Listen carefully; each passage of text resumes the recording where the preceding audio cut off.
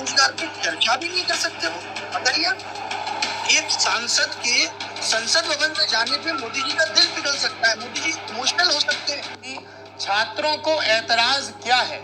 ऐतराज सबसे पहला यही है, आप मुझे सुन पा रहे हैं उम्मीद करता हूँ, कि इशू ये है कि परीक्षा जो है वो 2-2, 2.5-2.5, 3-3 साल लगा दे रही है। आपने देखा होगा ट्रेंड में ये भी चला कि CGL 2018 600 दिन, वो 1200 दिन, मतलब कि कोई भी परीक्षा हो रही है तो वो टाइमली नहीं हो रही। अगर वो हो भी जा रही है, जैसे 2017 की बात करें, आज 2021 चल रहा है, तो अभी 17 वाले सारे बच्चों की ज्वाइनिंग नहीं हुई है। जबकि आपको याद होगा 17 में भी ये प्रोटेस्ट हुआ, भ्रष्टाचार के खिलाफ जो पेपर में धांधली हुई, उसकी CBI जांच के बाद भी उसका सत्यापन नहीं हो पाया कि पेपर के अंदर क्या धांधलियां हुई थी, पहली बार। लेकिन उसके बावजूद जो लोग सेलेक्ट भी हुए उनमें सबकी ज्वाइनिंग ना होना, 2018 का रिजल्ट 2021 में भी ना आना। जब तक आप एक एग्जाम को खत्म नहीं करोगे तब तक आप दूसरा नोटिफिकेशन कैसे निकाल सकते हो? इसके लिए कोई स्ट्रिक्ट रूल ही नहीं है।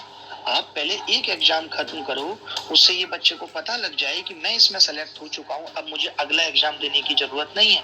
इससे क्या हो रहा है, जो बच्चा 2018 में एग्जाम दे रहा है वो 19 में भी दे रहा है और वो उन बच्चों की भी जगह ले रहा है। मान लेते हैं अब आप 18 और 19 का एग्जाम रिजल्ट एक साथ निकालोगे तो एक बच्चे के पास 2 जॉब सोचती है।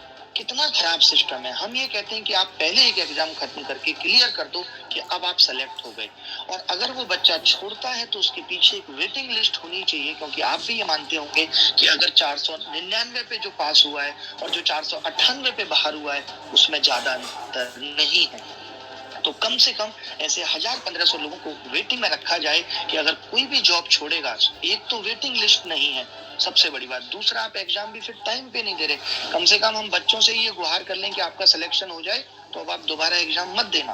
अभी 2018 पेंडिंग, 2019 पेंडिंग और 20 का नोटिफिकेशन आ चुका है, फॉर्म भरे जा चुके हैं, तो अब आप क्या मान के चलें कि क्या 2018 और 19 वालों ने वो फॉर्म नहीं भरे होंगे? बिल्कुल भरे होंगे। तो इससे उन बच्चों का भी भविष्य खतरे में चला जाता है जो अभी तैयारी शुरू कर रहे हैं, जो 1 साल पढ़ के।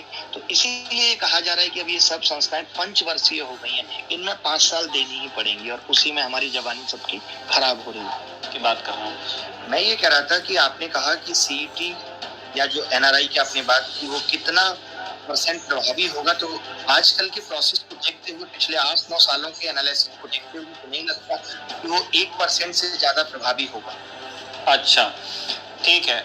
मैं एक चीज तो हम समझना चाहते थे कि आप जो इस तरह के सोशल मीडिया मूवमेंट चलाते हैं उस क्या उस तरह की प्लानिंग होती है या क्या मैकेनिज्म, क्योंकि एकदम ऑर्गेनिकली अगर ये होगा कि मैं ट्वीट करूंगा फिर ये तो ऐसे तो मतलब आप 30 लाख और 60 लाख जो आप नंबर्स कोट कर रहे हैं वहां तक पहुंचेंगे नहीं।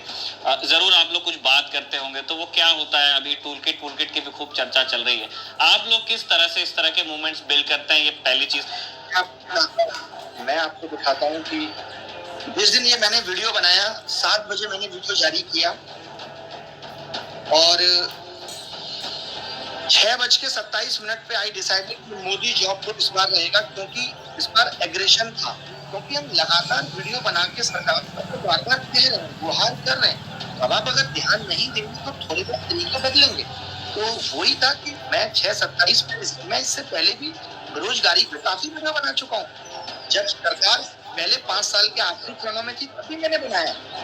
यूट्यूब पे टॉप 3 ट्रेंडिंग गया, अब तो हमारी वीडियो ट्रेंडिंग आना बंद हो गए। मेरे अप्रॉक्स यूट्यूब पे 2 मिलियन फॉलोअर्स थे और उसके अलावा फेसबुक पे, टेलीग्राम, हर जगह से लोग हमसे जुड़े हुए हैं, क्योंकि मैं फ्री एजुकेशन चलाता हूँ तो बच्चों को मेरे ऊपर बहुत भरोसा है, वो दिल से मेरे साथ जुड़े हैं। आप देखेंगे कि आज के दौर में जहाँ लोग मोदी जी की बात को इतना लाइक करते हैं, वहाँ मेरी बातों को लाइक करने वाले लोग 2.5 लाख और डिसलाइक करने वाले 1 या 1,500 हैं। मतलब आपने समझ में आया हमको कि आपने वीडियोस बना के एक तरह से आउटरीच प्लान की। मैं एक आखिरी और मतलब एक छोटा जवाब चाहता हूँ इस सवाल का कि क्योंकि आप बहुत टाइम से सिस्टम को देख रहे हैं, आप बता रहे थे थोड़ी देर पहले कि आपने सरकारी नौकरी की भी हुई है। मैं समझना चाहता हूँ कि अगर मैकेनिज्म जो है एग्जाम्स का, उसके एक ऑनेस्ट रिफॉर्म की बात की जाए तो ये प्रॉब्लम है कितनी बड़ी? क्या इसमें रॉकेट साइंस की जरूरत है, या जिस तरह कहा जाता है कि इकोनॉमी, पॉलिटी, इन चीज़ों को चेंज होने में दशकों लगते हैं? आपने 91 से शुरू किया, अभी वो प्रोसेस चल रहा है।